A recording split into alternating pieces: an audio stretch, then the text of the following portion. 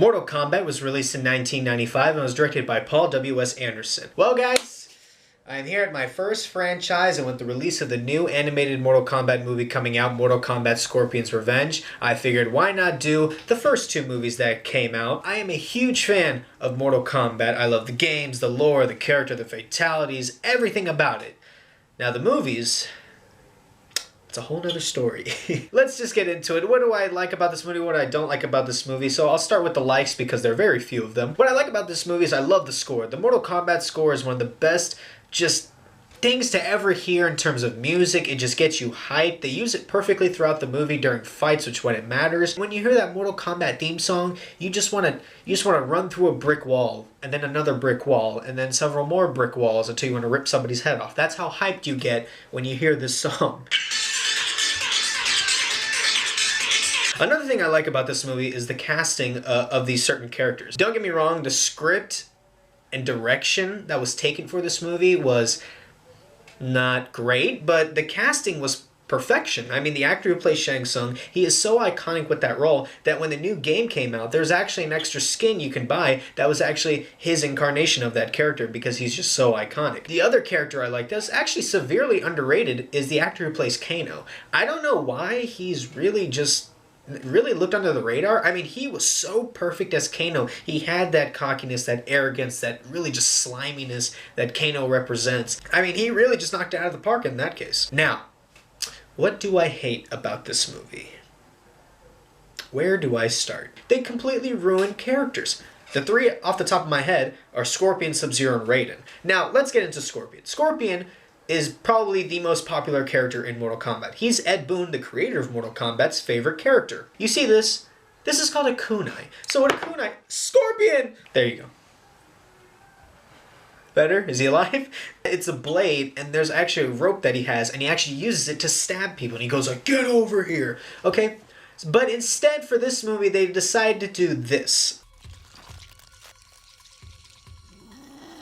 Seriously, what is that? It's like a freaking snake thing. Like, how did that pitch meeting go when they sat down with probably the creators of Mortal Kombat, and Ed Boon is probably sitting there thinking, hey guys, so Scorpion, my favorite character, he's got this cool weapon called a kunai, and he uses it to stab people. It's like this blade with a rope underneath, and all the producers are like, okay, I got it. How about this? To make this movie more hip, let's change that knife into like this weird snake-looking thing that comes out of his hands. Huh? No, that's a terrible idea. That's horrible. Just stick to the script. There's a reason why Mortal Kombat is so popular. It's because the characters stay the same. Another character they ruined is my favorite character, Sub-Zero. Scorpion and Sub-Zero rivals. And naturally, with Ed Boon's favorite character being Scorpion, of course, he's going to get the short end of the stick. But in this movie, my God, did he get the shortest end of the stick I've ever seen in my life. First of all, he only uses his ice powers one time. I'm sorry.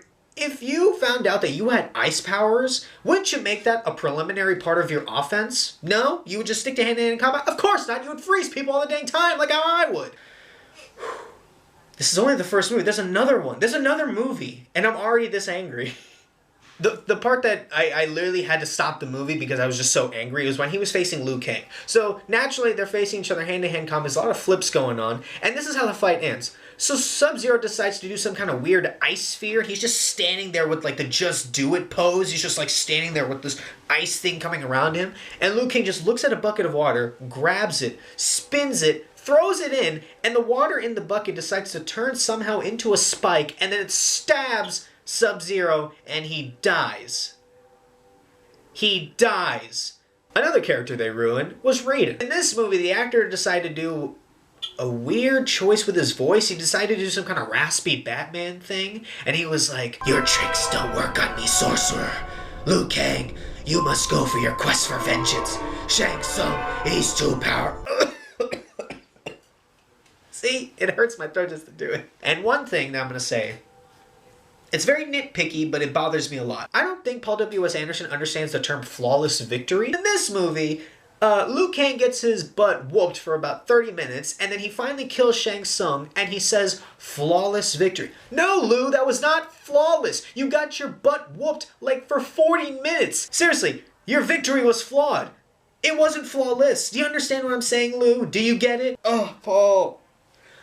Oh, come on, Paul Anderson, what are you doing? There's so many things wrong with this movie that I just can't get past, which is why I give this movie an F. I'm sorry. It's just, I'm such a big fan that it bothers me how much they ruin certain characters. And I just can't get through with it. Guys, thanks so much for watching this video. If you like this video, please like, share, and subscribe. And next time, I'll be reviewing Mortal Kombat Annihilation.